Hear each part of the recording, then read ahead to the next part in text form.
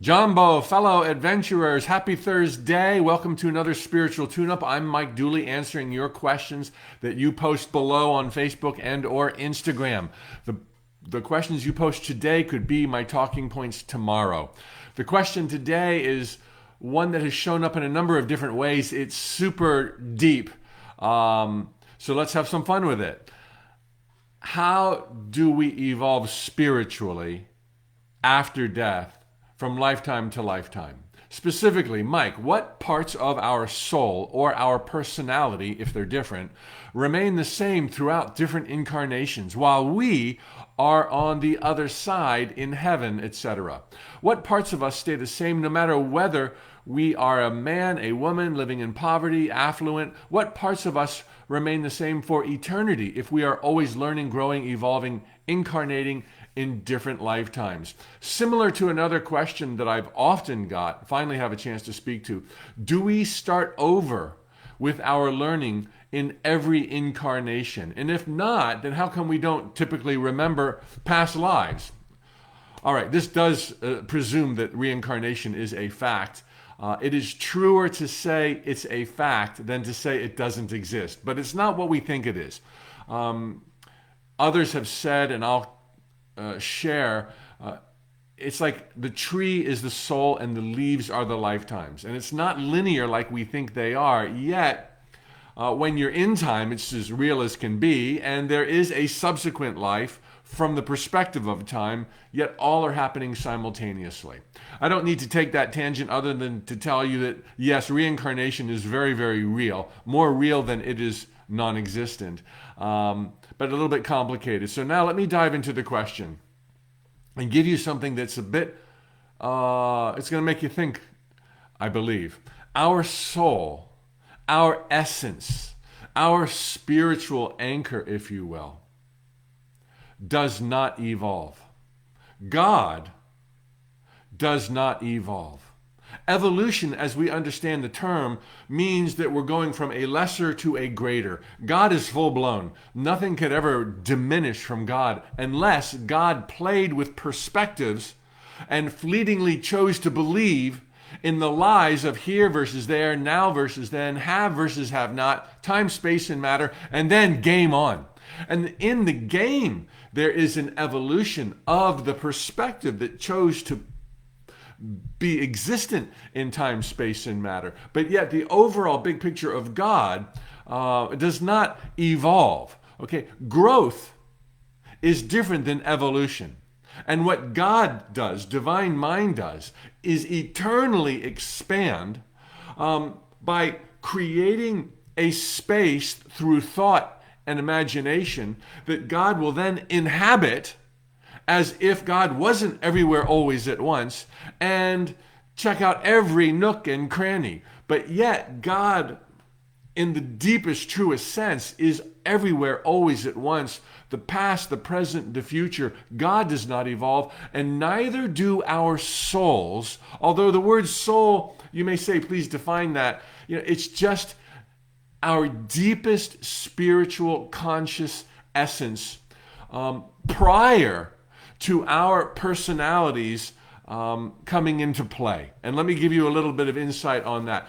Our personalities, oh my gosh, they do evolve. What are our personalities? Our personalities are the structure and the byproduct of our beliefs. We are lenses to divine intelligence. You and I and everyone else, we are this lens or this filter through which God comes through. And the exact same force of animation here is the same force of animation in you. It's the exact same God quality, divine intelligence, that pours through all of us.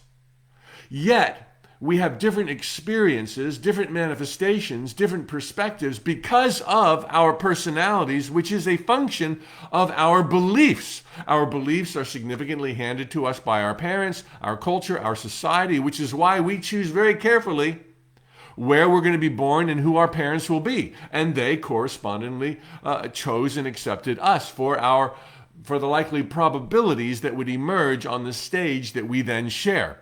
So our beliefs are something that exist once we are in the illusions, once divine intelligence goes to fill in this thought bubble that was earlier imagined. The entry point comes with this filtering lens that makes the experience different for every single incarnation. And every one of those incarnations then does evolve. You and I, we do evolve. Not just as physical beings, and that whole idea of evolution being our source is totally wrong. Evolution does not explain our presence here. Evolution is something that happens once we arrive, and it's relatively minor compared to our existence, and theoretically we were initially amoebas, and then we learned to swim and walk upright and crawl out of the ocean, and that's not how we got here. There is spontaneous creation, and then from that point there is a minimal physical evolution and then major spiritual evolution. And where does the spiritual evolution take us? It takes us to a place from reacting to the world around us. That's where we begin, reacting as if the world existed prior to us and we are secondary, until we ultimately realize that upon our arrival, we were streaming manifestors. And once we have this wisdom, fear is diminished, and to a very real degree, desire is diminished. You realize you're totally provided for. Everything you want, you can have. Nothing riles you. You drop the narrative of, I got to go here and be this and do that and make things happen. You just exist, and suddenly life becomes really easy. And then at that point, you pretty much been there, done that, and you're finished with time and space, and you go on to other realms of exploration as the filter that you are, until perhaps, as some might say, you blend back into divine intelligence. But I have a footnote to share with you on our blending back into divine intelligence. But back earlier, what I was saying is we get to a place of peace through wisdom that was accumulated through our personality's evolution, where we're no longer fearing stuff and, to a degree, no longer desiring to change things. Desiring to exist is different than desiring to change things. But neither this diminishment of fear or this satiation of desire should be imposed upon you by the intellect. It needs to be wisdom, and that only comes through living your life. So the person who's bored and cowering in their home and doesn't want to go out, okay, you're not done your evolution as a personality, finished with time and space. You need to get out and live. And when you get to the place where you feel like, it's so awesome and beautiful here, I could live another 100,000 lives and I'd be so happy. That's when the game's over. That's when you're like, okay, you nailed it. You totally nailed it. Now let us show you all else that there is out there for this spark of light that we are, these God particles that we are. So, to answer the question that often comes up, do we start over each lifetime? No. One lifetime leads to another, as we interpret it on a physical timeline. And the wisdom gathered in every single lifetime on this believed in timeline accumulates and is carried over into the next lifetime.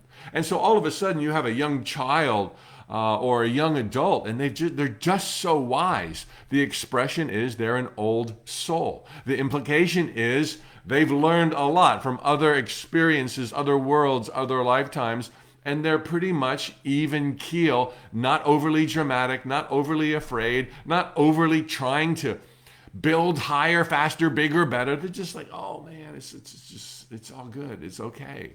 That's an old soul. They've brought a lot of wisdom with them. That doesn't mean they cop out and they don't want to live anymore. It just means that their feathers are not so easily ruffled. So no, you do not start all over at the beginning of an incarnation. You carry the wisdom forward, but you do not generally carry any of the memories forward of who you were in other incarnations, past or future. I think that's kind of probably just a safeguard, because as much as our senses are overwhelmed with the here and now in one lifetime. Can you imagine if you could remember a dozen or 200 or 2,000? Be like, oh, you killed me during the Inquisition. Oh, and you cheated on me. Oh, and you were my best friend. And you were my dad long ago. But now, where would we get it done? It's not relevant.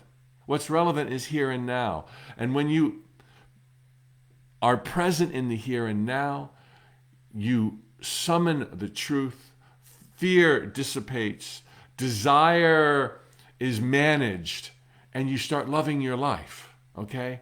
And then when you start loving your life and you kind of get to that end point, well, then the memories are going to flood in from prior lives. Peace and joy is going to be prevalent. That's a good indicator if you're nearing the end of your spiritual evolution. A lot of peace, a lot of joy. If there's a lot of boredom and a little bit of fear, no. Not yet. It's got to get better, and it's going to get better. You're inclined to succeed. Now, the footnote I wanted to share with you about dissolving back into God, I think that's a really freaky, scary idea that I have always found very unsettling. So I've gone there, contemplative thought. I do believe I have some clarity that you'll totally agree with when I share this with you. But the idea is unsettling because once you're done your incarnations, and maybe because you're kind of rocking it this lifetime with peace and gratitude and joy, does that mean at the end of this lifetime and very shortly thereafter, you're going to dissolve back into God like a cube of sugar in hot water? And you'll be all gone, all gone. You were just a lens to begin with. Oh man, that's just like terrible. That's not the way it goes. That is not the way it goes. We are playing out our lives right now inside of God. It's not like we go back inside of God and then we dissolve. We're there right now. And even though we're inside of God right now, we haven't lost our identity. You will always be you. And that you exist in time, like this time, and in this lifetime, and in all of your other lifetimes. While time is an illusion, the experience, the memories, the joy, the emotions are eternal. They're real. They will always exist. You will always exist if you insist on asking the question and putting it on a timeline.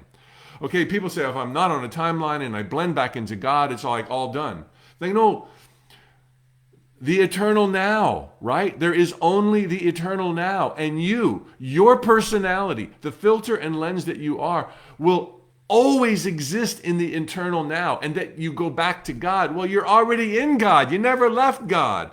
So you never have to be concerned that one day you're just going to kind of be absorbed back into divine intelligence. And that'll be the end of the whole story.